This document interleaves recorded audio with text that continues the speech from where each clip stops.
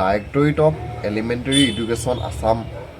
ফালৰ পৰা এতিয়া নতুনকৈ মুকলি হৈছে 228টা স্পেচিয়েল এডিটৰৰ কাৰণে পোষ্ট আৰু এই পোষ্টকেইটাৰ কাৰণে যদি আপোনালোকে আবেদন কৰিব বিচাৰে বৰ্তমান ইয়াৰ অনলাইন আবেদনো আৰম্ভ হৈ গৈছে আজিৰ পৰা আৰু টোটেল আপোনালোকৰ পদ মুকলি হৈছে 228টা আৰু এই যি 228টা পদ ওলাইছে ইয়াৰে আপোনালোকৰ 108টা ওলাইছে লোৱাৰ প্ৰাইমেৰীৰ কাৰণে আৰু 120টা পদ ওলাইছে আপাৰ প্ৰাইমেৰী LP আৰু UP কাৰণে আপোনালোকৰ এই পদকেইটা মুকলি হৈছে টোটেল পদ হ'ল আপোনালোকৰ 228টা 108টা LP কাৰণে আৰু UP কাৰণে ওলাইছে 120টা আৰু এই পদকেইটাৰ কাৰণে যদি আপোনালোকে আবেদন কৰিব বিচাৰে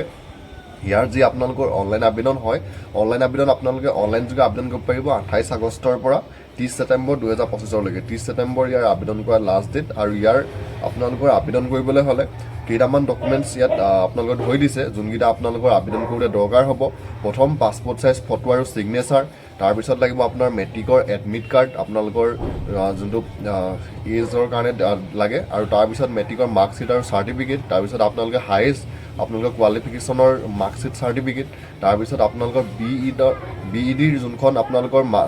মাৰ্কশ্বিট আৰু চাৰ্টিফিকেট ফাইনেল সেইখনো আপোনালোকৰ লাগিব আপোনালোকে যদি এই পদকেইটাৰ কাৰণে আবেদন কৰিব বিচাৰে আপোনালোকে BED কৰা হ'ব লাগিব তেতিয়াহে আপোনালোকে আবেদন কৰিব পাৰিব যদি আপোনালোকে অকল গ্ৰেজুৱেশ্যনটো কমপ্লিট কৰিছে তেতিয়া আপোনালোকে এই পদকেইটাৰ কাৰণে আবেদন কৰিব নোৱাৰিব তো ইয়াৰ কাৰণে আপোনালোকে বিচাৰিছে গ্ৰেজুৱেশ্যন প্লাছ আপোনালোকে BED যদি কৰা আছে তেতিয়াহে আপোনালোকে এই পদকেইটাৰ কাৰণে আবেদন কৰিব পাৰিব এজ লিমিটটো ধৰি দিছে আপোনালোকে 18 বছৰৰ পৰা আপোনালোকে এই পদকেইটাৰ কাৰণে আবেদন কৰিব পাৰিব 18 বছৰৰ পৰা আপোনালোকৰ 42 বছৰ বয়সলৈকে আপোনালোকৰ এজ লিমিটটো ধৰি দিছে আপোনালোকে 42 বছৰ বয়সলৈকে এই পদকেইটাৰ কাৰণে আবেদন কৰিব পাৰিব আৰু আপোনালোকে বৰ্তমান